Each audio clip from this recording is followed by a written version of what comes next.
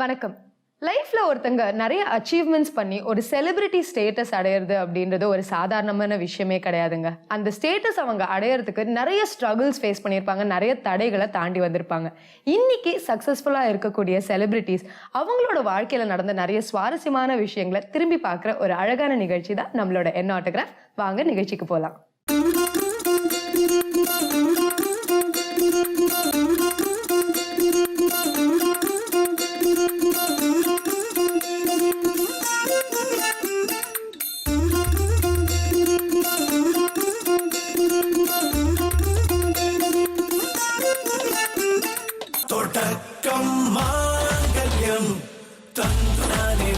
பின்பு ஜீவிதம் துந்தானேனா தொடக்கம் மாங்கல்யம் தந்தானேனா பின்பு ஜீவிதம் துந்தானேனா தொடக்கம் மாங்கல்யம் தந்தானேனா பின்பு ஜீவிதம் துந்தானேனா.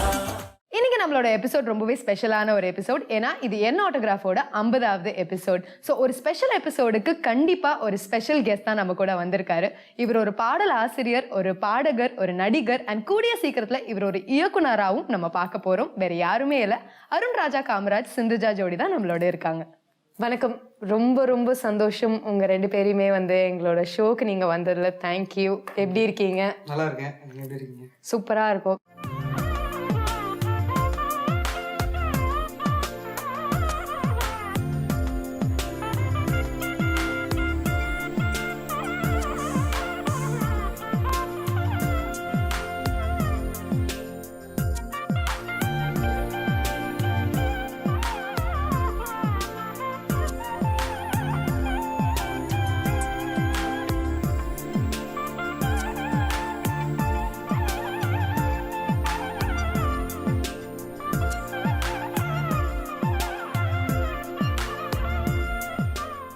அருண்ராஜ் அப்படின்னு சொல்லும்போது இப்போ இருக்கிற மீடியாவில் ஒரு அளவுக்கு சில விஷயங்கள் உங்களை பற்றி எங்களுக்கு தெரியும். பட் உங்களோட சைல்ட்ஹுட் நீங்கள் என்ன மாதிரியான ஒரு என்ன சொல்கிறது, ஒரு வால் பையனாக இருந்தீங்களா இல்லை ரொம்ப சமத்து பையனா, அந்த மாதிரி எங்கே ஸ்கூல் படிச்சீங்க, உங்களோட காலேஜ் லைஃப் பற்றிலாம் கொஞ்சம் சொல்லுங்கள். சைல்டுஹுட்னா ஸ்கூல் படித்தது எல்லாமே குளித்தலையில் தான். வால் பையனான்னு கேட்டால் விளையாண்டுக்கிட்டே இருப்பேன். கிரிக்கெட் விளையாடுறது தான் நிறையா நமக்கு டைம். கிரவுண்டில் தான் நிறைய கிளாஸில் இருந்ததை விட பேஸ்கெட் பால் டீம்லலாம் இருந்திருக்கேன்.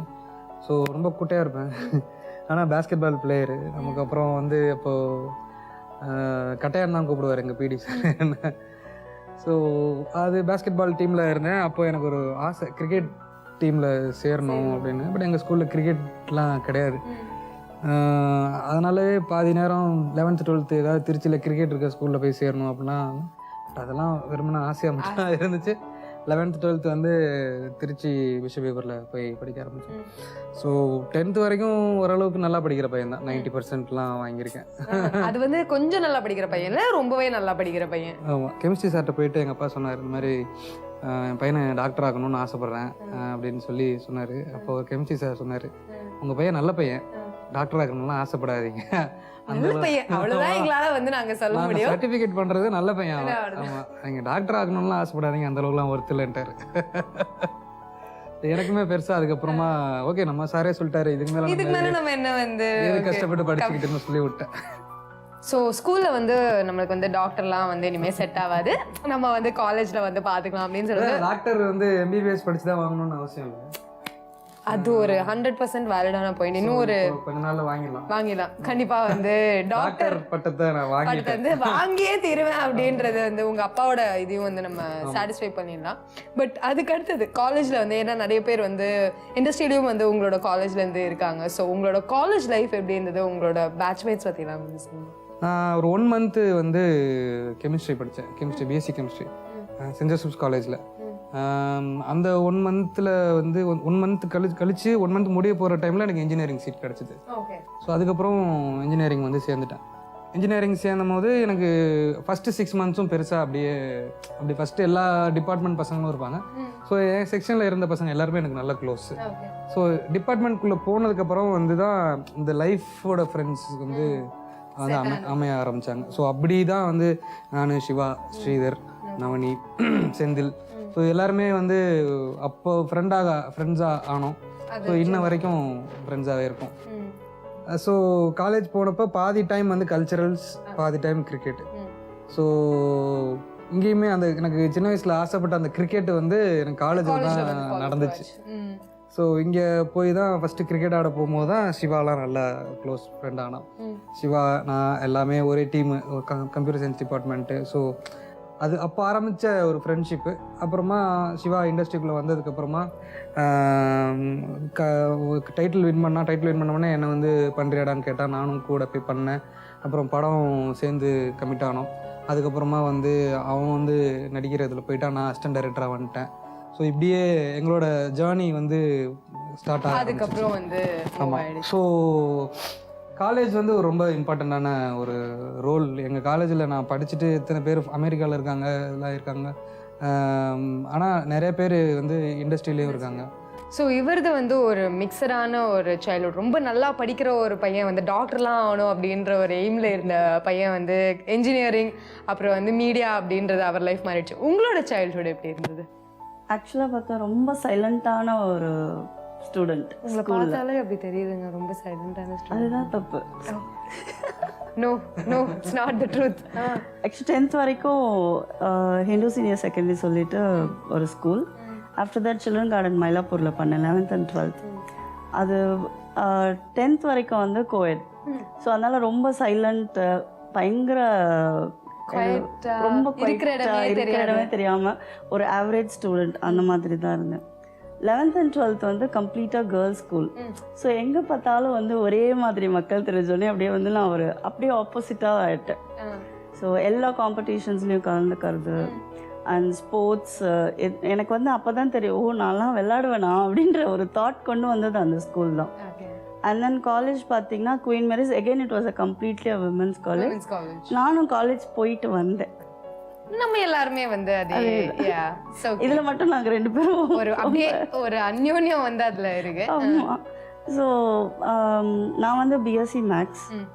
அந்த டிபார்ட்மெண்ட்ல வந்து ரொம்ப ஸ்ட்ரிக்ட்டு. எனக்கு வந்து ஆனால் வந்து கல்ச்சுரல்ஸ்னால் மட்டும் உன் பேர் கொடுக்கலையா அப்படின்றவாங்க அவங்களே. ஸோ எனக்கு வந்து ஒரு ஒன் டைம் என்ன ஆயிடுச்சுன்னா பெஸ்ட்டு பார்ட்டிசிபேட்டுன்னு சொல்லிட்டு ஒரு தடவை ஒரு சர்டிஃபிகேட்டை டிபார்ட்மெண்ட் இதில் கொடுத்தாங்க. நீங்கள் எப்போ வந்து முதல்ல சந்திச்சிங்க ரெண்டு பேரும்? ஃபர்ஸ்ட் டைம் சந்திச்சதுன்னா லாங் பேக். ஆக்சுவலாக ஒரு சிட்டி சென்டரில் தான் சும்மா பார்த்தேன், அவ்வளோதான். அதுக்கப்புறமா வந்து இன்னொரு இடத்துல மீட் பண்ணோம். ஒரே நாளில் 2 டைம் ஒரு கோஇன்சிடென்ஸாக மீட் பண்ணது. அப்புறம் ஃப்ரெண்டோட ஃப்ரெண்டு, காமன் ஃப்ரெண்ட். ஸோ எனக்கு லைட்டாக ஒரு இன்ட்ரெஸ்ட் இருந்துச்சு, பேசலாம் அப்படின்ட்டு. அப்புறம் சரி பேசலான்னு சொல்லி பேசும்போது அவங்க பயங்கர ஸ்ட்ரிக்ட். ஆக்சுவலாக அவங்க வந்து ஒர்க் பண்ணிட்டு இருந்தாங்க. ஸோ பிரேக் டைமில் மட்டும்தான் அவங்களால பேச முடியும். ஸோ பேசிக்காக நான் எதுக்கு பேசினேன்னா, எனக்கு இந்த மெலனின் கண்ட்ரோல் ட்ரீட்மெண்ட்னு ஒன்று இருக்குது. ஸோ அது பண்ணுறதுக்காக இவங்க பேசிக்காக அவங்க வந்து பியூட்டிஷியன் கோர்ஸோட டிபார்ட்மெண்ட் ஹெச்ஓடியாக இருந்தாங்க. ஸோ அங்கே அப்படி கேள்விப்பட்டிருந்தாலும் சரி ஓகே அந்த பியூட்டிஷியன் கோர்ஸ்லாம் பண்ணுறாங்க, சரி நமக்கு அந்த கலர்லாம் கம்மி பண்ணுறதுக்கு இந்த மெலனின் கண்ட்ரோல்லாம் பண்ணுவாங்களாமே அப்படின்னு சொல்லி அது கேட்கலான்னு பேசினேன். பட் அது இன்ன வரைக்கும் பண்ணல, கல்யாணம் பண்ணிட்டேன். இவர் வந்து இந்த மாதிரி ஃபஸ்ட்டு மீட் பண்ணும்போது உங்களோட இம்ப்ரெஷன் என்னவா இருந்தது? நாங்கள் 2 பேர் இப்படி க்ராஸ் பண்ணி போகிறோம், அந்த சினிமாவில் வர மாதிரி ஒயிட் ஏஞ்சல்ஸ் அதெல்லாம் வந்து தெரிஞ்சது அவங்களுக்கு. எங்கேயோ பார்க்குறேன் இல்லை எப்படின்னா ஏதோ ஒன்று எப்படி சொல்கிறது, லைக் இந்த காத்தடிக்குது மழை பெய்யுதுன்னு ஏதோ இந்த லைட் வரும் சொல்ற மாதிரி சொல்றீங்க. நான் ஏதோச்சியும் வந்து இப்படி திரும்பி பார்த்தேன். அண்ட் லைக் நான் திரும்பிட்டு இப்படி திரும்பும் போது அந்த ஒரு fraction of second I was looking at him and he was looking at me. So 2 பேரும் வந்து இப்படி பார்த்துட்டு கம்முன்னு அப்படி வந்துட்டோம். அண்ட் தென் அகெயின் என் ஃப்ரெண்ட் கால் பண்ணி நான் இங்கே இருக்கேன் வரியா மீட் பண்ணலாம் அப்படின்னு சொல்லி அங்கே போனால் இவங்க வந்து அவங்க ஃப்ரெண்டோட அங்கே வந்து உட்காந்துருக்காங்க. இது என்ன கோஇன்சிடென்ஸ், அப்பயே லைட்டாக ஒரு பிரிக், என்னது அது அப்படின்னு இப்படி யோசிச்சுட்டு சரி ஓகே லைக் எல்லாம் அப்படியே பேசிட்டு இன்டர்வியூஸ் பண்ணிவிட்டு எல்லாம் பண்ணிட்டாங்க. ஒரு 1 வீக் கூட இல்லை, ஒரு 3-4 டேஸில் வந்து பிரேக்கில் வந்து நான் அப்படி மொபைல் எடுத்து பார்த்தா ஐ காட் அ மெசேஜ், இந்த மாதிரி இவங்க நம்பர் கொடுத்தாங்க அப்படின்னு ஒரு பெரிய இன்ட்ரடக்ஷன் போட்டு ஒரு ஃபுல் பேஜுக்கு ஒரு மெசேஜ் ஒன்று வந்து என்னது சரி okay I will try what ever is possible, நம்ம பார்க்கலாம் அப்படின்னு சொல்லி நான் சொல்லிட்டேன். அண்ட் அப்போ வந்து இவங்க ஷூட்காக வைஷாக்ல இருந்தாங்க. After he came back, he came to the academy and we tried. ஆக்சுவலாக நான் ரொம்ப ஜென்யூனாக நான் ட்ரை பண்ணேன். பட் ஜெனுவனா ட்ரை பண்ணாங்க, ஒர்க் அவுட் ஆகல. ஒர்க் அவுட் ஆகல. சரி, வேற ஒன்று ஒர்க் அவுட் ஆயிடுச்சு. வேற ஒர்க் அவுட் ஆயிடுச்சு. ஒர்க் அவுட் ஆக வேண்டிய விஷயம் வந்து ஒர்க் ஆமா, அவுட் ஆயிடுச்சு. அதுக்கப்புறம் பாத்தீங்கன்னா லைக் அதுலேருந்து ஒரே மெசேஜ் தான், அப்படியே மெசேஜ் அன்லிமிட்டெட் மெசேஜஸ். அதனால வந்து அப்படியே பறக்கும் ரெண்டு பக்கமும் அப்படி. சோ அந்த மாதிரி வந்து மெசேஜஸ்லயே வந்து நிறைய விஷயங்கள் நீங்க அந்த டைம்ல நம்ம கொஞ்சம் ஆர்வக்குள்ளாரா இருப்போம்ல, எடுத்தவொடனே ஒரு பொண்ணு பேசுனா இஷ்டத்துக்கு மெசேஜ் அனுப்பிச்சிட்டே இருப்போம்ல, அந்த மாதிரி தான். பிரேக்கே விடுறது இல்ல, கண்டினியூஸா அப்போ வந்து. வேற நான் வேலை எல்லாம் எனக்கு பெருசா கிடையாது, வெட்டியா தான் இருந்தேன். இதே ஒரு முழு இல்ல நான் வெட்டியா தான் இருந்தேன். அதனால வந்து இதே ஒரு முழு வேலையா வச்சு ஃபுல் டைம் கான்சென்ட்ரேஷன் வந்து இதுல வந்து ஒரு டைம்ல நான் கொஞ்சம் இதெல்லாம் யோசிச்சு சரி செட் ஆகாது நமக்கு அப்படின்னு வேலைக்கு போகலான்னு யோசிக்கும் போது பிடிச்சி லாக் பண்ணிக்கலாம்ட்டாங்க. இப்படி சொல்றீங்க? ஸோ அதுக்கு முன்னாடி வரைக்கும் ஓகே, நமக்கு ஒரு கான்ஃபிடென்ட்டோட இருப்போம்ல, லவ் பண்ணுறோம் ஒரு பொண்ணை, சரி இது கல்யாணம் பண்ணிக்கலாம் அப்படிலாம் யோசிக்கணும். அப்படிலாம் வந்து நடக்கவே நடக்காது. அப்படிதான் சரி இது முடிஞ்சிருச்சு, நமக்கு ஒரு லவ் ஃபெயிலியர், நம்ம ஒரு சோகதாடி இப்படி யோசிச்சுக்கிட்டு சுற்றிட்டு இருக்கும்போது எல்லாம் வந்து நடக்கலை. சரி ரைட் ஓகே, அவங்க லைஃப் அவங்க பார்த்துக்கிட்டு நம்ம லைஃப் நம்ம பார்த்துப்போம், அதெல்லாம் நமக்கு வேண்டாம் அப்படின்னு சொல்லி முடிவு பண்ணும்போது இல்லை கல்யாணம் பண்ணிக்கலாம். ட்விஸ்ட் இந்த டேல் அப்படின்ற மாதிரி வந்து இந்த ட்விஸ்ட் இந்த டேல் எப்படி பேசிக்காக she wanted to become an entrepreneur. Okay. So எனக்கு வந்து எனக்கு என் கரியர் ஒன்று இருக்குது, இவங்களுக்கு இவங்க கரியர் இருக்குது. ஸோ அதனாலே ரெண்டு பேருக்கும் நிறைய இதாகாது. ஸோ பேசிக்காக அது வந்து ஒரு பெரிய அந்த கரியர் பேஸ்டு ப்ராப்ளம்ஸ்லாம் இருக்கும். ஸோ ஃபேமிலி சப்போர்ட் இருக்கணும், அவங்களுக்கு அவங்க ஃபேமிலி சப்போர்ட் பண்ணணும், எனக்கு என் ஃபேமிலி சப்போர்ட் பண்ணணும்.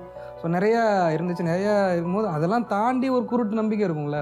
ஸோ எனக்கு எப்படின்னா, எனக்கு ஒரு விஷயம் பிடிச்சி போச்சு அப்படின்னா அது நடந்துடும், எனக்கு எவ்வளோ லேட் ஆனாலும் நடந்துடும். ஸோ அந்த மாதிரி நடந்த ஒரு நல்ல விஷயம் தான் இது. இந்த கல்யாணம் டாபிக் எப்படி ஆரம்பிச்சது? யாரு முதல்ல சொன்னீங்க?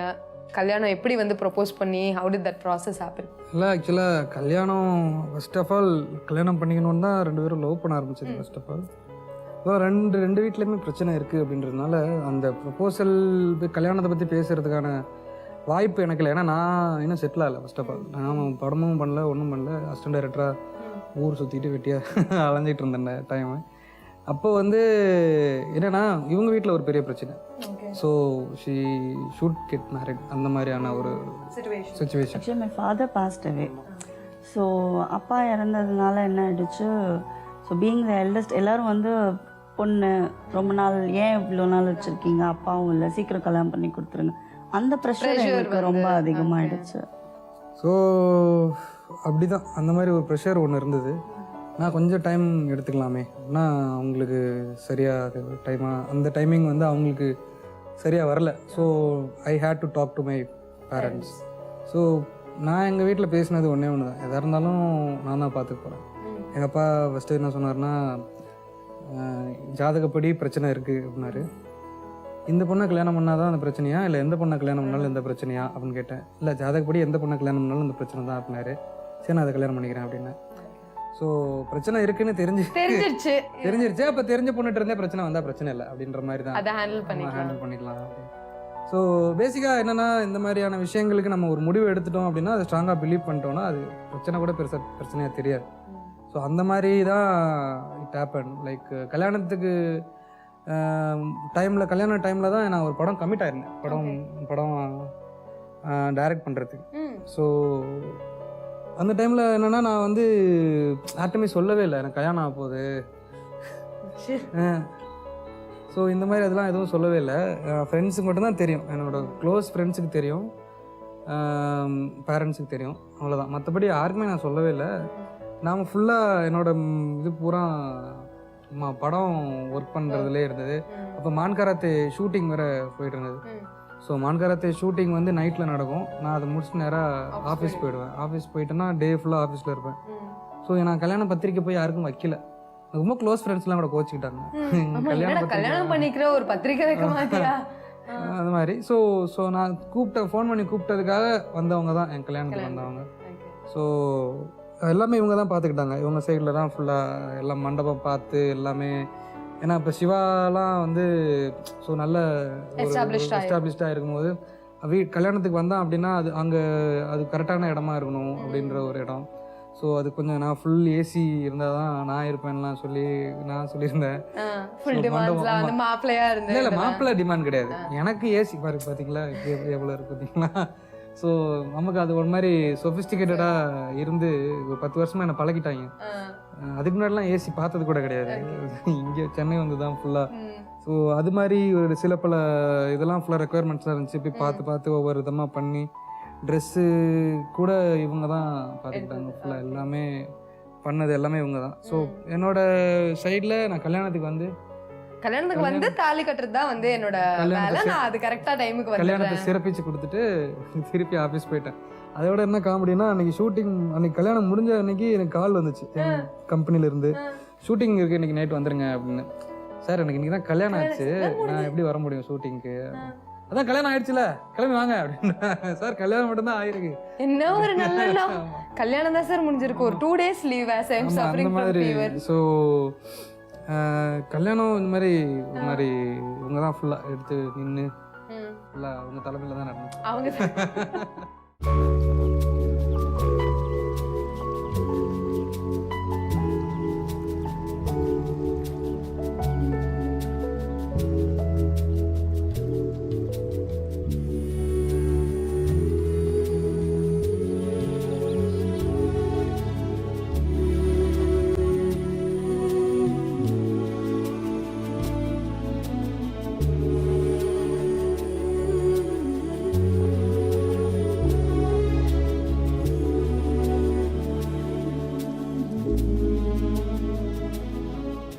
ஸோ கல்யாணத்தில் வந்து எனக்கு ஒரே ஒரு வேலை வந்து தாலி கட்டணும் அப்படின்றது தான் என்னோட ஒரே கோல். அவங்க வந்து அவங்க தலைமையில் வந்து கல்யாணம் நடந்தது. உங்கள் கல்யாணத்துக்கு யாரெல்லாம் வந்திருந்தாங்க? கல்யாணத்துக்கு என் ஃப்ரெண்ட்ஸ்லாம் வந்தாங்க, சிவா, ஜிவி, காலேஜ் ஃப்ரெண்ட்ஸ், அப்பா அம்மா. அவங்க இருக்கணுங்க கல்யாணத்தில், ரொம்ப முக்கியமான அட்லி,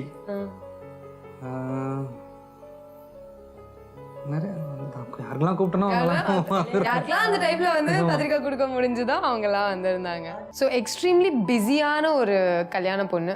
கல்யாணம் முடிஞ்ச உடனே வந்து கால் பண்ணிட்டு ஷூட்டிங் வாங்க அப்படின்னு சொன்ன கல்யாண பையன். ஸோ இந்த ஒரு ஸ்கோப்ல வந்து நான் கண்டிப்பா கேட்கணும், நீங்க ஹனிமூன் எங்கேயாவது போனீங்களா? அதுக்கு ஏதாச்சும் இல்லைங்க, நான் கேட்க வேண்டிய கேள்வி எனக்கு கேட்க சொல்லியிருக்காங்க. ஸோ கண்டிப்பா நான் கேட்கணும். ஹனிமூன் அந்த மாதிரி ட்ரிப் போல இன்னும் போல என்ன ஏதாவது ஐடியா வச்சிருக்கீங்களா? போலாம், பொறுமையா ஏஜ் இருக்கு. ஆக்சுவலாக டைம் இல்லை. ஆஃப்டர் மேரேஜ் வந்து he had shoot back to back for 1 month. So அதனால அதெல்லாம் போய் நம்ம டிஸ்டர்ப் பண்ண முடியாது. நம்ம வந்து இவங்கள தான் கல்யாணம் பண்ணிக்க போறோம்னு மைண்ட் செட் பண்ணியாச்சு. ஸோ வாட் எவர் கம்ஸ்ன்றதுனால அப்படியே நானும் சரி. அப்புறம் எப்பயாவது வந்து அப்படி யோசிப்பேன், சரி எல்லாரும் போறாங்க, நம்ம மட்டும் இப்படி ஒரு குடுப்பினை இல்லாமல் போச்சு, இதை சாக்கா வச்சு நம்ம எங்கன்னா இப்பெல்லாம் வந்துட்டு என்னை கூட்டிகிட்டு போகல யாராவது சொல்லுவாங்களா கோயிங்க ஹனிமூன், நான் அங்கே போனேன், மூணார் போனேன் போது அப்படி ஓகே நோ டென்ஷன் அப்படின்னு. சரி அவர் அப்பெல்லாம் பிஸியாக இருந்தார். நான் அப்படியே பெருமையாக அப்படியே I don't want to disturb அப்படி நம்ம நல்ல பேர் வாங்கிட்டு போயிடுறது. அப்படி நம்ம ஒரு நல்ல ஒய்ஃப் அப்படின்னு இனிஷியலாக வந்து கூட்டிகிட்டு போகணுன்னு மைண்ட் செட் இருக்கப்போ நமக்கு டைமும் இல்லை, அதுக்கேற்ற எக்கனாமிக்கலாகவும் செட்டில் ஆகலை. இப்போ செட்டில் ஆனும்போது நமக்கு ஒர்க்கு இப்போ நம்ம அதை விட்டுட்டு நம்ம ஹனிமூன் போனோம்னா அந்த அளவுக்குலாம் நம்ம இன்னும் வளரல. இல்லை நானே அப்ரிஷியேட் பண்ண மாட்டேன். ஸோ உங்களோட ஃபிலிம் ஜேர்னி ஆப்வியஸ்லி இதுக்கப்புறம் வந்து நிறைய க்ரோத், நிறைய டிஃப்ரெண்ட்டான ரோல்ஸ் வந்து உங்களோட லைஃப்பில் இருக்குது. ஒரு சிங்கராக இருந்திருக்கீங்க, லிரிசிஸ்டாக, ஒரு ஏடியாக நீங்கள் வந்து இண்டஸ்ட்ரிக்குள்ளே வந்தீங்க, ஆக்டராக நிறைய வந்து ஃபீல்ட்ஸ்குள்ளே வந்து நீங்கள் ப்ளே பண்ணியிருக்கீங்க. How is that journey? எப்படி வந்து நீங்கள் சினிமாக்குள்ளே வந்தீங்க? பிகினிங்கில் வந்து ஆக்சுவலாக நமக்கு டைரக்ஷன் தான் எய்ம், அதுதான் பண்ணணும் அப்படின்னு சொல்லி தான் நம்ம இண்டஸ்ட்ரிக்குள்ளே வரணும்னு ஆசைப்பட்டது. ஸோ நான் ஃபஸ்ட்டு டிவியில் பண்ணி முடித்ததுக்கப்புறமா சினிக்கு போனது வந்து ஒரு சப்போர்ட்டிங் கேரக்டர் நடிக்கிறது. பட் அந்த படத்தில் அந்த ரோல் இல்லை. அப்புறமா அந்த படத்தில் ஒர்க் பண்ணிகிட்டு இருந்த அசோசியேட்டாக ஒர்க் பண்ணேன். நான் போய் ஸ்கிரிப்டிங்கில் அதெல்லாம் ஒர்க் பண்ணேன். ஸோ அதுக்கப்புறம் ஷார்ட் ஃபிலிம்ஸ் பண்ணேன். ஷார்ட் ஃபிலிம்ஸ் காம்படிஷன்லாம் கலந்துக்கிட்டு ஸோ அதிலெல்லாம் அவார்ட்ஸ்லாம் வாங்கினப்போ அது பண்ணிகிட்டு இருக்கும்போதே நான் படம் அசிஸ்டண்ட்டாக ஜாயின் பண்ணிட்டேன். ஸோ அசிஸ்டன்ட் டைரக்டராக ஒரு படம் ஒர்க் பண்ணி அந்த படத்தில் ஒர்க் பண்ணிகிட்டே இருக்கும்போது அது ஒரு என்ன சொல்கிறது, ஒரு இயர் அந்த ஒரு இப்போ வரைக்கும் அந்த படம் இன்கம்ப்ளீட் தான், இன்னும் முடியல. ஸோ நம்ம அதுக்கு அந்த டைமை நான் வேறு படங்களில் நான் போய் மறுபடியும் அசிஸ்டண்ட்டாக ஒர்க் பண்ணுறதுக்கு எனக்கு எத்திக்கலாக ஆமாம் ஐயா நான் அது படம் முடியாமல் நான் இன்னொரு இடத்துல போய் உட்காந்தேன். I feel I am letting down my director. So அதனால் நான் வேறு எங்கேயும் போய் அசிஸ்டண்ட்டாக ஒர்க் பண்ணல. ஸோ அதுக்கப்புறமா வந்து லிரிசிஸ்ட்டாக எனக்கு ஆப்பர்ச்சுனிட்டி கிடச்சிது. ஸோ பீட்சாவில் பாட்டு எழுத ஆரம்பித்தேன். ஸோ அதுக்கப்புறம் பீட்சா 2, ஜிகர்தண்டா, ஸோ அப்புறமா பென்சில், டார்லிங், இந்த மாதிரி எல்லாமே பாட்டு நிறையா வர ஆரம்பிச்சிது. அப்புறம் ராஜா ராணியில் ஆக்டர் ஸ்கோப் இருந்தது. ஸோ ராஜா ராணியில் ஆக்டராக ஃபஸ்ட் படம் பண்ணேன். அது முடிஞ்ச உடனே மான் கராத்தே வந்துச்சு. ஸோ இப்படி என்னால் சினிமாக்குள்ளார என்னென்னா எனக்கு ஆப்பர்ச்சுனிட்டி கிடைச்சதோ அது எல்லாத்தையுமே நான் பண்ணேன். பட் இப்போ வரைக்குமே டைரக்டர் ஆகணுன்றது தான் எனக்கு எய்ம், ஃபோக்கஸ் எல்லாமே. ஸோ டைரக்டர் ஆனால் தான் எனக்கு அந்த நான் இப்போ சினிமாக்குள்ளே இப்போ தான் என்ட்ரி ஆகிறன்ற ஒரு ஃபீல் எனக்கு கிடைக்கும். ஸோ அது வரைக்கும் நான் வந்து வார்ம் அப் பண்ணிட்டு இருக்கேன்ற மாதிரி தான் எனக்கு ஃபீல் ஆகுது. ஸோ என்னோடய மெயின் ஸ்ட்ரீம் இதெல்லாம் கிடையவே கிடையாது. கண்டிப்பாக நான் வந்து தமிழ் படிச்சுட்டு ஒரு தமிழில் அவ்வளோ பெரிய புலமை இருக்கிற இலக்கியவாதி கிடையாது. ஸோ பட் என்னால் கேட்குற வார்த்தைகளை வச்சு சந்தத்துக்கு ஈக்குவலாக ஒரு மேட்ச் பண்ணி சாங் பண்ண முடியும். ஸோ கவிஞர் இஸ் டிஃப்ரெண்ட். ஒரு கவிஞர்ன்றவன் வித்தியாசமான ஒருத்தன், பாடலாசிரியர்ன்றவன் வித்தியாசமான ஒருத்தன். ஸோ நான் வந்து ஒரு பாடலாசிரியர் தான். ஸோ பாடலாசிரியருங்கிறவன் யாருன்னா அவன் சந்தத்துக்கு ஏற்ற மாதிரியான வார்த்தைகளை உரிய அர்த்தத்தோட கொடுக்குறவர் தான் பாடலாசிரியர். ஸோ என்ன வந்து நான் ஒரு பாடலாசிரியர் தான் சொல்லிக்க விரும்புகிறேன், கவிஞர்ன்றலாம் சொல்லிக்க விரும்பலை. அந்தளவுக்கு கவிதையும் நாலேஜ் இல்லை, அந்தளவுக்கு அறிவும் இல்லை தமிழில். ஸோ ஏதோ நமக்கு சின்ன வயசில் ஸ்கூல் டைமில் சொன்னேன் இல்லையா, இந்த 90% அந்த 90% தமிழ் மீடியத்தில் நான் வாங்கினதுனால எனக்கு இதெல்லாம் கொஞ்சம் ஹெல்ப்ஃபுல்லாக இருக்குது. ஸோ அந்த ஒரு சின்ன ஃபண்டமெண்டலாக உங்களுக்கு வந்து இந்த ஃபவுண்டேஷன் கரெக்டாக பண்ணிட்டோம் அப்படின்னா அது நமக்கு லைஃப் லாங் கூட இருக்கும் அது. ஸோ அந்த ஃபவுண்டேஷன்ஸ் எனக்கு என்னோட ஸ்கூல் டீச்சர்ஸ் எல்லாமே எனக்கு சொல்லி கொடுத்தது எல்லாமே எனக்கு மைண்டில் இருக்குது இன்னமும். நான் அதுக்காக தனியாக போய் உட்காந்து புத்தகம் வாசிக்கிற ஆள் கிடையாது, நிறையா நாவல்ஸ் படிக்கிறவங்க கிடையாது, இந்த மாதிரி கட்டுரைகள் படிக்கிறவங்க கிடையாது, தமிழ் சம்மந்தப்பட்ட எதுவும் படிக்கிறவனே கிடையாது. நான் அதிகமாக படிக்கிறது இந்த ஃபேஸ்புக்கில் போடுற அந்த இதில் தான் படிப்பேன் நான். ஸோ இதுதான் நம்ம படிக்கிறதுக்கான விஷயங்கள். ஸோ இதெல்லாம் வந்து ஐ ஷுட் தேங்க் மை எல்லா டீச்சர்ஸ். என்னோடய எலிமெண்ட்ரி ஸ்கூலில் ஆரம்பித்து ஹையர் செகண்டரி வரைக்கும் இருக்க எல்லா டீச்சர்ஸ்க்கும் நான் தேங்க் பண்ணேன் ஃபர்ஸ்ட் ஆஃப் ஆல். ஏன்னா எனக்கு இந்த லெவலுக்கு இப்போ நான் வந்து ஒரு அளவுக்கு தமிழ் எனக்கு தெரியுதுன்னா அது அவங்க எனக்கு சொல்லி கொடுத்தது. ஸோ அதை நான் வந்து கற்றுக்கிட்டேன் அப்படின்றதுல கொஞ்சம் பெருமையாக இருக்குது அவங்கக்கிட்ட இருந்து. ஸோ அந்த மாதிரியான ஒரு விஷயந்தான் இப்போ என்ன இப்போ ஒரு ஒரு அந்த ரேஸில் ஓட விட்டுட்டு இருக்கு. பட் எண்ட் ஆஃப் தி டே வந்து இன்னும் நான் அந்த டைரக்டருக்கான ரேஸில் ஜாயின் பண்ணலை. ஸோ கூடிய சீக்கிரம் ஜாயின் பண்ணிடுவேன்னு நினைக்கிறேன். கண்டிப்பாக அது வந்து that is the next logical step. ஏன்னா நீங்கள் சொன்ன மாதிரி தான் உங்களுக்கு வந்து எந்த ஒரு விஷயம் வந்து ரொம்ப வேணும் அப்படின்னு நீங்கள் ஆசைப்பட்டீங்கன்னா அது உங்களுக்கு கிடைக்கும் அப்படின்றத உங்களோட நம்பிக்கை. ஸோ அதே மாதிரி ஆனால் இந்த ஃபவுண்டேஷன் வந்து உங்களுக்கு நிறைய டோர்ஸ் ஓப்பன் பண்ணி கொடுத்துருக்கு. நீங்கள் சொன்ன மாதிரி ஏடியா ஜாயின் பண்ணியிருந்தாலும் அதுக்கப்புறம் அந்த லிரிசிஸ்டுக்கான அந்த ஆப்பர்ச்சுனிட்டி, அதுக்கடுத்த படியாக வந்து சிங்கிங், இந்த மாதிரி நிறைய ஃபேசட்ஸ்குள்ளே போயிருக்கு. அதில் வந்து பை சான்ஸ் வந்ததில் உங்களுக்கு ரொம்ப க்ளோஸ் டு த ஹார்ட் ஆப்பர்ச்சுனிட்டினா என்னன்னு சொல்லுங்கள். எனக்கு எல்லாமே என்னோடய ஃப்ரெண்ட்ஸ் மூலமாக தான். நமக்கு ஃப்ரெண்ட்ஸை தாண்டி வேறு எதுவும் இல்லை.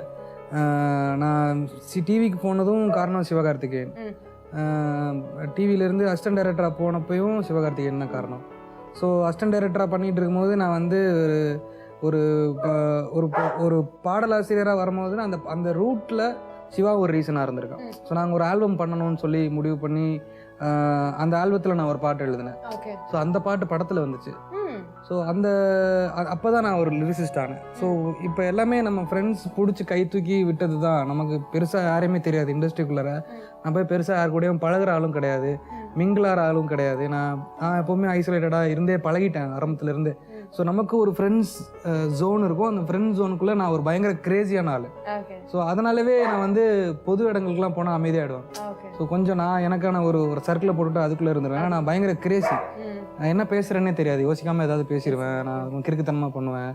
So they will I don't want them to judge me அப்படின்ற மாதிரி ஜட்ஜ் பண்ணிடக்கூடாதுன்றதுல கிளியராக இருக்கணும்னு நினைக்கிற ஆள். ஸோ ஃப்ரெண்ட்ஸுக்குள்ளார ஃப்ரெண்ட்ஸு சொல்லிவிட்டு சந்தோஷ் அண்ணா எனக்கு சீனியர். ஸோ எங்கள் காலேஜ் சீனியர். ஸோ அவர் தான் என்ன லிரிசிஸ்ட் ஆகினது. ஸோ அவர் லிரிசிஸ்ட் ஆக்கி அவர் வரிசையாக எல்லா படங்களும் கொடுத்தாரு. அதுக்கப்புறமா ஜிவி பிரகாஷோட ஃப்ரெண்ட்ஷிப் கிடச்சிது. ஜிவி அவர்கிட்ட ஃபஸ்ட்டு டேரக்டராக தான் நான் போய் மீட் பண்ணது. அப்புறமா அந்த படம் நடக்கலை, நான் முன்ன சொன்னேன்ல அந்த படம் தான். அதுக்கப்புறமா அவர்கிட்ட ஃப்ரெண்ட்ஸ்லாம் சொன்னான், இவன் வந்து பாட்டெலாம் எழுதியிருக்கான், நீங்கள் வந்து உங்கள் படத்தில் ஏதாவது பாட்டு கொடுங்க. அப்புறமா அவர் வந்து டிங்டாங் கேட்டார். அது ரொம்ப பிடிச்சிருந்துச்சி. நல்லா இருக்குடா அப்படின்னு சொல்லிட்டு நம்ம படத்தில் ஒரு பாட்டு பண்ணேன்னு சொல்லி டார்லிங்கில் கூப்பிட்டு பாட்டு கொடுத்தாரு. ஸோ அந்த பாட்டு அவர் ரொம்ப பிடிச்சி போச்சு. அதுக்கப்புறம் அவர் வந்து ஒரு டெக்னீஷியனாக தாண்டி ஒரு ஃப்ரெண்டாக, மோர் தென் அ ஃப்ரெண்ட், அந்த மாதிரி எனக்கு இப்போது ஒரு என்னோடய லைஃப்பில் ஒரு இன்னொரு மிக முக்கியமான ஒரு ஃப்ரெண்டாக இன்னமும் ட்ராவல் பண்ணிகிட்ருக்காரு. So he doesn't treat me as ஒரு ஜஸ்ட் ஒரு டெக்னீஷியன். ஒரு படத்தில் பாட்டு எழுதுறவன் அந்த ஒரு ஃபீல்டெல்லாம் இருக்குது. ஃப்ரெண்டுனா என்ன ஒரு எந்த அளவுக்கு அந்த இம்பார்ட்டன்ஸ் இருக்குமோ அது கண்டிப்பாக அவர் சைடில் இருந்துருக்கும். எல்லா படத்துலையுமே எல்லா படத்துலையுமே நான் பாட்டு எழுதிட்டு இருக்கேன் இப்போ. ஸோ அந்த பாட்டு எழுதுறதுன்றது அவருமே வந்து ஆக்சுவலாக நம்ம ஒரு படம் பண்ணுவோம், அவர் நடித்து நம்ம டைரக்ட் பண்ணுறதுக்கு ஒரு படம் பண்ணுவோம்டா, கண்டிப்பாக நம்ம பண்ணுவோம் அப்படின்னு சொல்லியிருக்காரு. ஆனால் எனக்கு என்னென்னா, நம்ம எங்கே போனாலுமே ஃப்ரெண்ட்ஷிப்புங்கிறது ஒரு விஷயத்த மட்டும் அதை ஒரு விஷயமா காரணமாக வச்சுக்கிட்டு போய் என்ட்ரி ஆகக்கூடாதுன்றதுல ஒரு ஒரு ஒரு ஸ்ட்ராங்கான இதில் இருக்கேன். ஸோ ஒரு வேளை இது ஜஸ்டிஃபைங்காக இருக்கும், இப்போ நம்மளோட ஸ்கிரிப்டு உங்களுக்கு ஜஸ்டிஃபைங்காக இருக்கும் அப்படின்னா நம்ம அப்போ போய் அவங்கள்ட்ட பண்ணணும் அப்படின்றது. ஸோ ஐ வாண்ட் டு ஒரு establish my self as a director first. ஒரு டைரக்டராக நான் வந்து வெளில தெரிஞ்சு எல்லாருமே என்னை பாராட்டும் போது கண்டிப்பாக நான் என் ஃப்ரெண்ட்ஸ் கிட்டலாம் போவேன். ஸோ எல்லா ஃப்ரெண்ட்ஸ் கிட்டேயுமே போய் நான் கண்டிப்பாக நம்ம படம் பண்ணணும்னு சொல்லுவேன். ஸோ அதுக்கு நான் முதல்ல தகுதியாக்கிக்கிட்டு அவங்களுக்குமே வெளில சொல்லும் போது, ஒரு டைரக்டராக ஒரு டெக்னீஷியனாக என்ன வெளில சொல்லும் போது ஓரளவுக்கு அவங்க எல்லாருக்குமே தெரியும், ஓரளவுக்கு அவங்களுக்குமே ஒரு ஒரு ப்ரௌட் ஃபீல் இருக்கும். இப்போ டேரக்டராக சொல்லும் போது இவன் பாரு என் ஃப்ரெண்டுன்னு உடனே இந்த மாதிரி பண்ணிட்டான் அப்படின்ற ஒன்று இல்லாமல் ஃபர்ஸ்ட் ஆஃப் ஆல் நான் ஒரு டேரக்டர்ன்ற ஆமாம் பண்ணிவிட்டு அதுக்கப்புறமா போகணுன்றது தான் ஐடியா எனக்கு. ஸோ நிறைய பேர் கேட்பாங்க, நீங்கள் என்ன போகல, நீங்கள் என்ன பண்ணல அப்படின்னு சொல்லிட்டு. ஸோ எல்லாருக்குமே தனித்தனியாக நான் என்ன நினைக்கிறேன்றதை சொல்ல முடியாது இல்லையா. ஸோ அதனால் நான் பண்ணணும் அப்படின்னு தான் சொல்லுவேன். ஸோ அந்த மாதிரி தான் என்னோடய ஜேர்னியில் வந்து இவங்க எல்லாருமே ஒரு இம்பார்ட்டண்ட்டான ரோல்ஸ் பண்ணிகிட்ருக்காங்க. ஸோ ஃப்ரெண்ட்ஸை தாண்டி வேறு எதுவும் இல்லை எனக்கு லைஃப்பில். That's very nice. ஒரு பியூட்டிஃபுல்லான சென்டிமெண்ட். இந்த மாதிரி ஒரு இண்டஸ்ட்ரியில் வந்து friendships are very sacred and very special அப்படின்னு. இங்கே நிறைய ஃப்ரெண்ட்ஸ் வந்து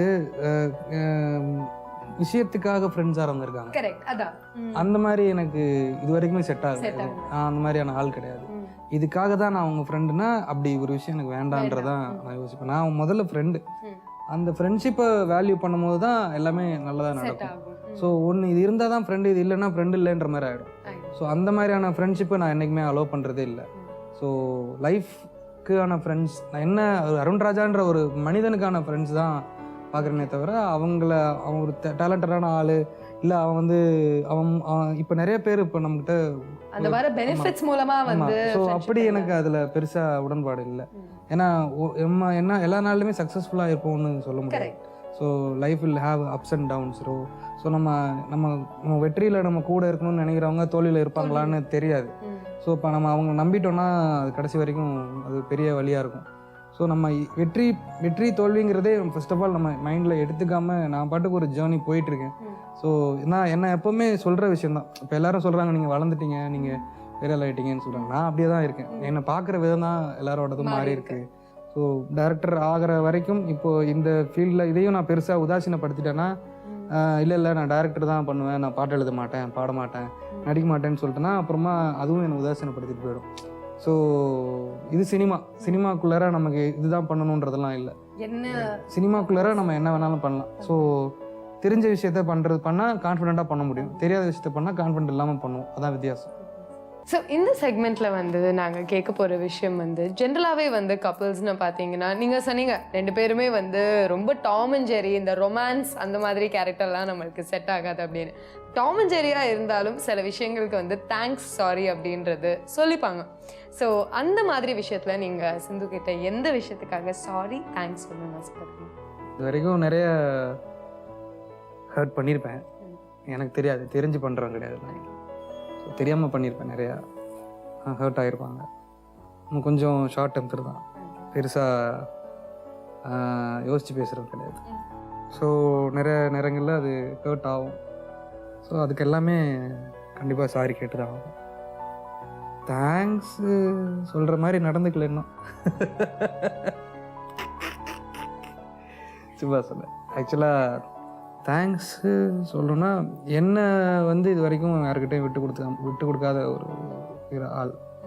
ஸோ நம்ம ஏன்னா நான் she has been through my கீழே இருந்து கையில் ஒரு ரூபா கூட காசு இல்லாதப்போ கூட இருந்திருக்காங்க. ஸோ அப்போ கூட யார்கிட்டையும் என்னை விட்டு கொடுத்ததில்லை. ஸோ இப்போ காசு இருக்குங்கிறது வேறு, காசு இல்லாதப்போ எப்படி இருக்குங்கிறது தான் ஒரிஜினல் கேரக்டர். ஒரு விஷயம் நம்மக்கிட்ட இல்லைன்னும் போது நம்ம எப்படி பிஹேவ் பண்ணுறோன்றது தான் அது முக்கியமான விஷயம். So I want to thank all that moments. என்கிட்ட கையில் காசு இல்லை, அப்போ பரவாயில்ல நம்ம இது பார்த்துக்கலாம், இது பண்ணிக்கலாம் அப்படின்ற அந்த ஒரு செட்டில் ஆகிற ஒரு மைண்ட் செட் எல்லாத்துக்கும் வந்துடாது.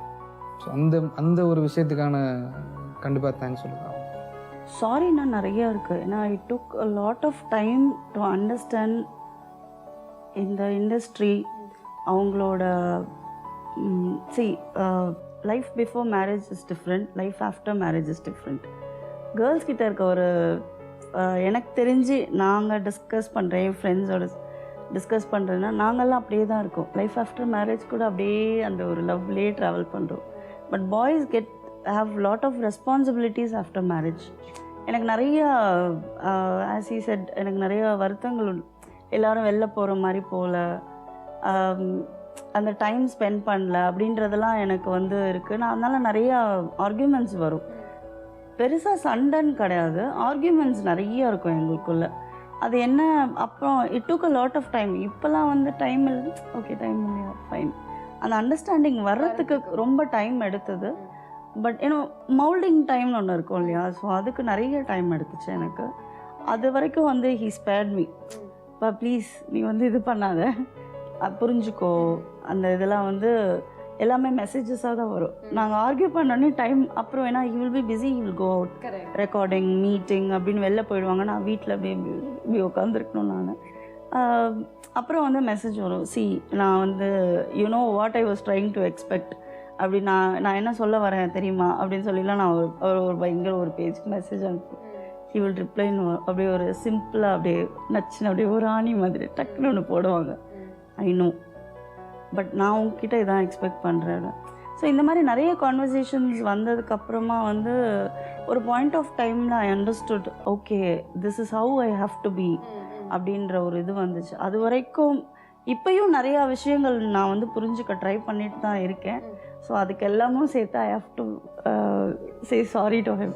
தேங்க்ஸ்னாலும் I have a very big list. என்னோடய family, my mother, my brother and sister-in-law, இவங்க இல்லாமல் he has given me a very lovely family other than my own blood related. அப்பா அம்மா, his brother, sister, அவங்க வழியா அண்ணா, குழந்தைங்க, and then he has got இவங்களோட cousins எல்லாம் வந்து ரொம்ப லவ்லி. அவங்க அக்கா இருக்கட்டும், அவங்க கசின்ஸாக இருக்கட்டும், எல்லாருமே ரொம்ப லவ்லியாக போன உடனே அக்செப்ட் பண்ணிக்கக்கூடிய ஒரு நேச்சராக இருந்தாங்க எல்லாருமே. ஸோ எனக்கு அதுக்கு நான் ரொம்ப பெரிய தேங்க்ஸ் சொல்லணும், அந்த மாதிரி ஒரு ஃபேமிலி உள்ளே என்னை எடுத்துகிட்டு போனது. ஸோ எப்போவுமே வந்து எங்களோட ஷோவில் வந்து இந்த க்ளோசிங் செக்மெண்ட்டில் ஒரு சர்ப்ரைஸ் கொடுப்போம் எங்களோட செலிபிரிட்டிஸ் எல்லாருக்குமே. அண்ட் அந்த செலிபிரிட்டி சர்ப்ரைஸ் வந்து என்னென்னா, உங்கள் 2 பேருக்குமே தெரிஞ்சு ரொம்ப பிடிச்ச ஒரு நபர் வந்து உங்களை வாழ்த்தி ஒரு மெசேஜ் அனுப்பிச்சிருப்பாரு. யாருன்றதை பார்த்துக்கோங்க. ஹாய். வணக்கம் ஆல்ரவுண்டர் அருண்ராஜா அண்ணா அவர்களே, எப்படி இருக்கீங்க? ஃபர்ஸ்ட் ஆஃப் ஆல் ஒரு மிகப்பெரிய வாழ்த்துக்கள் உங்களோட முயற்சிக்கும் உங்களோட வளர்ச்சிக்கும், இன்றைக்கி நீங்கள் இருக்கிற ஒரு இடத்துக்கும். ஏன்னா சாதாரண விஷயம் இல்லை, மீடியாவில் ஒரு கெரியர் ஆரம்பித்து இவ்வளோ தூரம் வளர்றது. அதுக்கு ஒரு மிகப்பெரிய ஒரு வாழ்த்துக்கள்ண்ணே. அருண்ராஜான் வந்து ஃபஸ்ட்டு எனக்கு எப்படி தெரியும் அப்படின்னா, ஒரு அசிஸ்டன்ட் டேரக்டராக தான் ஃபஸ்ட்டு தெரியும். ஆக்சுவலாக நானும் அருண்ராஜானும் இப்போது நட்புனா என்ன தெரியுமா அப்படின்னு ஒரு படம் பண்ணிகிட்ருக்கோம். அந்த படத்தோட டேரக்டர் வந்து சிவா. ஸோ அவரு அருண்ராஜானா எல்லாருமே டேரக்டர் நெல்சன் கிட்ட தான் அசிஸ்டண்ட்டாக ஒர்க் பண்ணிட்டு இருந்தேன். ஸோ அந்த டைம் வந்து சிவானை நிறையா சொல்லுவாப்பில், இந்த மாதிரி இன்ட்ரெஸ்டிங்கான ஒரு கேரக்டர் இருக்குடா இங்கே, பயங்கர ஜாலியான ஒரு கேரக்டர், நிறைய குரங்கு செட்டெல்லாம் பண்ணுவாப்புல அப்படின்னு மாதிரிலாம் நிறையா சொல்லுவார். சரி அப்படின்னு சொல்லிட்டு ஃபஸ்ட்டு ஒரு அசிஸ்டன்ட் டேரக்டராக தான் தெரியும். அதுக்கப்புறம் பார்த்தீங்கன்னா அண்ணன் நடிச்சாப்புல, ராஜா ராணி, மான்கராத்தே, இந்த மாதிரி படம்லாம் நடிச்சாப்புல. சரி ஓகே, அப்போது ஆக்டிங் தான் இன்ட்ரெஸ்ட் போல், நிறைய பேர் அசிஸ்டன்ட் டேரக்டர் இருந்துட்டு அதுக்கப்புறம் அப்படி ஆக்டிங் லைன் சூஸ் பண்ணுவோம். சரி அந்த மாதிரி ஒரு லைனில் ட்ராவல் பண்ணுறாரு அப்படின்ற மாதிரி நினச்சிட்டு இருந்தா அடுத்தது அப்படியே லிரிசிஸ்ட் எழுத ஆரம்பித்தார். சரி ஓகே, அப்போது என்ன ஒரு முடிவோட தான் வந்திருக்காரு போல் அப்படின்ற மாதிரி யோசிச்சுட்டு இருந்தா ஆக்சுவலாக லிரிசிஸ்ட் அப்படின்னு சொல்லும்போது அது ஒரு இதே ஒரு கவித்துவமாக பாடல் எழுதி அந்த மாதிரி ரசிக்க வைக்கிறது ஒரு வகை. ஒரு பாடல் வந்து எந்த அளவுக்கு எல்லாருக்குமே பிடிக்கணும், அதோட உணர்ச்சிகரமாக ஒரு பாடல் வந்து அந்த வீடியோ எந்த அளவுக்கு இருக்கணும் அப்படின்றதுக்கு ஒரு மிகப்பெரிய எடுத்துக்காட்டு கபாலி நெருப்புடா. அப்படியே உலகத்தையே திரும்பி பார்க்க வச்ச நம்ம சூப்பர் ஸ்டார் ஒரு பாட்டு. ஸோ அந்த பாட்டுக்கு அப்படி ஒரு வரிகள் எழுதும்போது தான் நிஜமாவே அவர் எவ்வளோ பொட்டன்ஷியலான ஒரு ஆள், அந்த மனுஷனுக்குள்ளே எப்படி ஒரு திறமை இருக்குது அப்படின்றது வந்து அன்னைக்கு தான் எனக்கு நிஜமாவே ரொம்ப சூப்பராக தெரிஞ்சுது. ஸோ அதுக்கும் ஒரு மிகப்பெரிய ஒரு வாழ்த்துக்கள்ங்க. ஸோ இது எல்லாத்தையுமே தாண்டி நாங்கள் இப்போ இந்த படம் நடிக்கும்போது அவர் கூட நார்மலாக உட்காந்து பேசும்போது ஒரு சீன் பேசி நடிக்கும்போது தான் எவ்வளோ திறமைகள் அவருக்குள்ளே இருக்குது, ஒழிச்சிட்டு இருக்கிற இன்னும் எவ்வளோத்தெல்லாம் வெளியில் கொண்டு வரணும், இயல்பாக எவ்வளோ சூப்பரான ஒரு மனுஷன், எவ்வளோ ஜாலியான ஒரு மனுஷன் எல்லாமே வந்து அந்த டைமில் தான் தெரிஞ்சுது. ஸோ அப்படி ஒரு வாய்ப்பு அமைச்சு கொடுத்த எல்லாருக்குமே ஒரு ரொம்ப பெரிய நன்றி.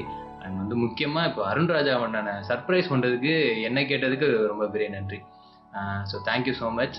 ஆனால் இன்னும் பெரிய பெரிய உயரங்கள், பெரிய பெரிய ஹைட்ஸு, பெரிய பெரிய வளர்ச்சி எல்லாத்தையுமே தொடரணும். இதே மாதிரி இருக்கணும், சந்தோஷமாக இருக்கணும், எல்லாரையும் சந்தோஷப்படுத்தணும். அவ்வளோதான் நம்ம ஓகேவா? ஆல் த பெஸ்ட்ண்ணே, வாழ்த்துக்கள். தேங்க்யூ கவின். எதிர்பார்க்கவே இல்லை ஆக்சுவலாக. நட்புனா என்னன்னு தெரியுமா படம் பண்ணும்போது தான் எனக்கு கவின் கொஞ்சம் பழக்கம். படத்தில் அவன் ஹீரோவாக பண்ணும்போது அவன் ஃப்ரெண்ட் ரோலில் எனக்கு எப்படின்னா சிவானன் தான் டைரக்டர். அவர் எனக்கு நான் அசிஸ்டன்ட் டைரக்டராக இருக்கும்போது அவர் என் கூட அசிஸ்டன்ட் டைரக்டராக அதே படத்தில் ஒர்க் பண்ணவர். நான் ஃபஸ்ட்டு போகும்போது ஹீரோ அப்படின்னா ஹீரோக்கான எந்த ஒரு அந்த ஒரு என்ன சொல்கிறது, அந்த ஒரு அதட்டி பேசுகிற கூட கிடையாது. அப்படியே பவ்யமாக பணிவாக காலில் விழுந்துருவான் அந்த மாதிரியான ஒரு பையன். ஏன்னா அவன் அந்த படத்து மேலே எடுத்துக்கிற அக்கறை வந்து கிட்டத்தட்ட ஒரு ப்ரொடியூசர் ஒரு படத்துக்கு மேலே எடுத்துக்கிற அக்கறை மாதிரியான ஒரு அக்கறை அவன் எடுத்துப்பான். ஏன்னா அவன் படம் அப்படின்றது நாளைக்கு இந்த படத்தினால நமக்கும் எந்த கெட்ட பேரும் வந்துடக்கூடாது, ப்ரொடியூசருக்கு வந்து படம் தப்பான படமாக ஆயிடக்கூடாது. ஸோ இது நம்மளை நம்பி ஒருத்தங்க பணம் போடுறாங்கன்னா அந்த பணம் திருப்பி வரணும். ஸோ அதுக்கு எல்லாமே யோசிக்கிற ஒரு ஆள். ஸ்கிரிப்ட் சைட்லேயுமே வந்து இந்த சீன் சரியாக இருக்குது, இந்த சீன் சரியாக பண்ணலாம், இதை இன்னும் கொஞ்சம் பெட்டர் பண்ணலாம். இப்போ எங்களுக்குலாம் நிறையா அந்த நடுவில் கேப் வரும், ஒரு ஷெட்யூல் கேப் வரும்ல, அந்த ஷெட்யூல் கேப்லாம் இந்த ஸ்கிரிப்ட் பற்றி யோசிச்சுட்டு இருக்கிற ஒரு ஆக்டர். அந்த ஸ்கிரிப்டில் யோசிச்சு இது ஏதாவது பெட்டர்மெண்ட் பண்ண முடியுமா, இது வேறு மாதிரி நம்ம கொண்டு வர முடியுமா, அதே சீன் தான் பட் இதில் என்ன வேறு இன்ட்ரெஸ்டிங் எலமெண்ட்ஸ் சேர்க்கலாம், எப்படி கொண்டு வரலாம் அப்படின்னு சொல்லி அதை பற்றியே யோசிச்சுட்டு இருக்கிற ஒரு பையன். இன்னும் கொஞ்ச நாளில் ஒன் ஆஃப் த லீடிங் ஹீரோவாக வரப்போகிற ஒரு பையன். நான் வந்து சில நேரம் நடித்து முடிச்சுட்டு நான் அப்படியே சும்மா உட்காந்து ஃபோனை நோண்டிகிட்டு இருப்பேன். அப்போ வந்து உட்காந்து மானிட்டர்லாம் பார்த்துட்டு ஃபுல்லாக இது பண்ணிவிட்டு அப்போ வந்து என்ன சொல்லுவான், ஃபுல்லாக ஆர்டிஸ்ட்டாகவே செட்டில் ஆகிட்டிங்களேனே அப்படின்பா. இல்லைடா நான் கொஞ்சம் வந்துட்டு நான் கொஞ்சம் பாட்டு எழுதணும், அதான் ஃபோனில் எழுதிட்டுருக்கேன், நீங்கள் இப்படி ஏதாவது ஒன்று சொல்லி ஏமாத்துங்கண்ணே அப்படிமா. ஸோ ஒரு பயங்கரமான ஒரு ஒரு டிட்டர்மைண்டான ஒரு பையன். ஸோ கண்டிப்பாக எல்லாருக்குமே வந்து ஒரு பிடிச்ச ஒரு ஹீரோவாக கன்ஃபார்மாக கவின் வருவான்ற நம்பிக்கை எனக்கு கண்டிப்பாக இருக்குது. நீங்கள் வந்து எங்களோட ஷோக்கு வந்தது ரொம்பவே ஸ்பெஷல் எங்களுக்கு. பட் இன்னொரு ஸ்பெஷல் ஃபேக்டர் என்னன்னு பார்த்தீங்கன்னா, இது வந்து எங்களோட 50வது எபிசோடு. ஸோ 50வது எபிசோடுக்கு வந்து இந்த மாதிரி ஒரு சூப்பர் செலிபிரிட்டி ஜோடி வந்ததில் எங்களுக்கு ரொம்ப ரொம்ப சந்தோஷம். ஸோ 50வது எபிசோடு அப்படின்னு சொல்லும்போது கண்டிப்பாக செலிப்ரேட் பண்ணணும்னு எங்களுக்கு ஆசை. ஸோ செலிப்ரேட் பண்ணுற வகையாக உங்ககிட்ட வந்து எங்களுக்கு ஒரு ரிக்வெஸ்ட் உண்டு. ஏன்னா உங்களுக்கு வந்து நான் கேட்க போகிறது என்ன விஷயம் அப்படின்றது உங்களுக்கு தெரியும். கபாலியில் வந்து அந்த பாட்டு வந்து உங்களுக்கு வந்து ஒரு அடுத்த லெவல், ஒரு டிஃப்ரெண்ட் லீக்ல வந்து உங்களை போய் எஸ்டாப்ளிஷ் பண்ணுது. ஸோ எங்களோட எபிசோடு வந்து இன்னும் கொஞ்சம் ஸ்பெஷல் ஆக்கிறதுக்கு நீங்கள் எங்களுக்காக 2 லைன் பாடினீங்கன்னா ரொம்ப ரொம்ப சந்தோஷமா இருக்கு. நெருப்புடா நெருங்குடா பாப்போம், நெருங்குனா பொசுக்கிற கூட்டம், அடிக்கிற அழிக்கிற எண்ணம், முடியுமா நடக்குமா இன்னும். Thank you so much. அந்த ஸ்பெஷல் சாங் வந்து எங்களோட செலிப்ரேஷன் எபிசோட இன்னும் கொஞ்சம் ஸ்பெஷல் ஆக்கிடுச்சு. ஸோ கண்டிப்பாக உங்களுக்கு இந்த பாட்டோட ஒரு ஸ்பெஷல் பாண்டிங் இருக்கும், ஒரு மெமரி இருக்கும். அதை பற்றி கொஞ்சம் சொல்லுங்க. இந்த சாங் வந்து என்ன சொல்கிறது, கபாலிக்கு முன் கபாலிக்கு பின் அப்படி தான் சொல்லணும் இல்லை. அது I should thank Santosh Narayanan and Pa Ranjith and super star. அவங்க 3 பேரும் இல்லைன்னா இந்த ஒரு இது இல்லை. நான் வந்து பேசிக்காக நான் என்னோட main stream lyricist and main stream singer கூட கிடையாது. ஸோ பட் என்னை அக்செப்ட் பண்ணிக்கிட்டதுக்கு ஃபர்ஸ்ட் ஆஃப் ஆல் அவங்களுக்கு தேங்க்ஸ் சொல்லணும். And then people who made this இவ்வளோ பெரிய விஷயமா மாற்றி ஒரு சென்சேஷனாக ஆக்கி விட்டு, எனக்கு வந்து ஆக்சுவலாக எனக்கே தெரில, ஒரு பாயிண்ட் ஆஃப் டைமில் எல்லாருமே கூப்பிட்டு நெருப்புடான்னு சொல்லும்போது எனக்கே ஒரு மாதிரி ஓகே நம்ம என்ன பண்ணிட்டோம்னு எனக்கு புரியலன்ற மாதிரி எனக்கு ஃபீல் ஆகிடுச்சு. ஸோ நான் இவ்வளோ பெருசாக இருக்கும்ல நான் நினச்சி கூட பார்த்ததில்ல, நான் இவ்வளோ எக்ஸ்பெக்ட் பண்ணதே இல்லை. ஏன்னா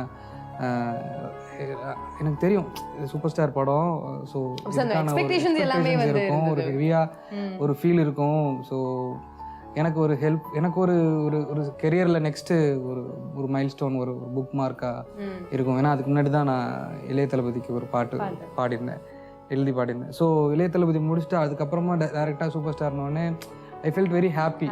ஸோ ஒரு செம்ம ஃபீல் இருந்துச்சு. ஸோ அந்த மாதிரியான ஒரு ஃபீல் எனக்கு தான் நான் யோசனை தவிர, பட் இவ்வளோ பெருசாக நான் நெவர் இமேஜின்ட். ஸோ இவ்வளோ பெரிய எனக்கு ஒரு அங்கீகாரம் கொடுத்த மக்கள் அனைவருக்குமே ரொம்ப பெரிய நன்றி சொல்ல கடமைப்பட்டிருக்கேன். ஸோ ரொம்ப ரொம்ப சந்தோஷம். Thank you so much. இன்னைக்கு உங்கள் 2 பேரோட லைஃப் ஜேர்னியை வந்து எங்களோட ஷேர் பண்ணிக்கிட்டதுல ரொம்ப ஹாப்பியாக இருக்குது. எங்களுக்கு ரொம்ப ரொம்ப சந்தோஷம். இந்த 50th எபிசோட் இன்னும் கொஞ்சம் ஸ்பெஷல் ஆகிடுச்சு. ஸோ உங்களோட தாட்ஸ் என்ன ஆட்டோகிராஃப் பற்றி? Thank you so much for this program. அதுவும் 50th எபிசோடில் பேசிக்காக அந்த 50th 100 இதெல்லாம் கொஞ்சம் பெரிய ஆளுங்களை வச்சு தான் பண்ணுவாங்க. பட் நீங்கள் என்ன வச்சு பண்ணிடுறீங்க, அதுக்கே நான் தேங்க்ஸ் சொல்லணும். இது எப்படி வேணால் எடுத்துக்கலாம். இல்லை எங்களுக்கு ரொம்ப ரொம்ப ஹாப்பியாக இருந்தது இந்த 50th எபிசோட் உங்களோட பண்ணுறது. So I am very honoured actually. Thank you so much for this ஒரு ஹானருக்கு. அண்ட் என்னோட ஆட்டோகிராஃப் ரொம்ப நாள் கழித்து எங்கள் பழைய கதையெல்லாம் கிளறி விட்டீங்க. அதுதான் எங்களோட ஷோட I got to know a lot of things about him. Oh okay, இப்படிலாம் அவங்க ஃபீல் பண்ணுறாங்களா நம்மளை பற்றி. ஸோ அந்த இதெல்லாம் இருக்குது. So moments like it's like rewind பண்ணி பார்க்குறது. ஓ இப்படிலாம் நடந்துச்சுல, அதெல்லாம் நடந்துச்சுல. ஸோ இவ்வளோ விஷயங்கள் தாண்டி தான் இங்கே உட்காந்துட்டு இருக்கோம் அப்படின்னும் போது பழசெல்லாம் மறக்கக்கூடாது. கூட இவ்வளோ தூரம் ஜேர்னி பண்ணிவிட்டு எங்கள் கூடவே வந்த நிறைய பேரை மறக்கக்கூடாதுன்றதை வந்து அப்பப்போ ஞாபகம் வச்சுக்கிறது. So wishing you all the very best. இன்னும் மேலும் மேலும் நிறைய சக்ஸஸ். அண்ட் உங்களோட ஃபர்ஸ்ட் ஃபிலிம்காக வந்து நாங்களும் ரொம்ப ஆர்வமாக வந்து காத்துட்ருக்கோம். Thank you so much and wish you all the very best. Thank you so much. So இன்னைக்கு இவங்க வாழ்க்கையில் நடந்த நிறைய சுவாரஸ்யமான விஷயங்களை ரொம்ப அழகாக ஜாலியாக என்டர்டெய்னிங்காக நம்மளோட ஷேர் பண்ணிக்கிட்டாங்க. இதே மாதிரி வேறு செலிபிரிட்டி ஜோடியோட ஆட்டோகிராஃபோட நான் உங்களை அடுத்த வாரம் சந்திக்கிறேன்.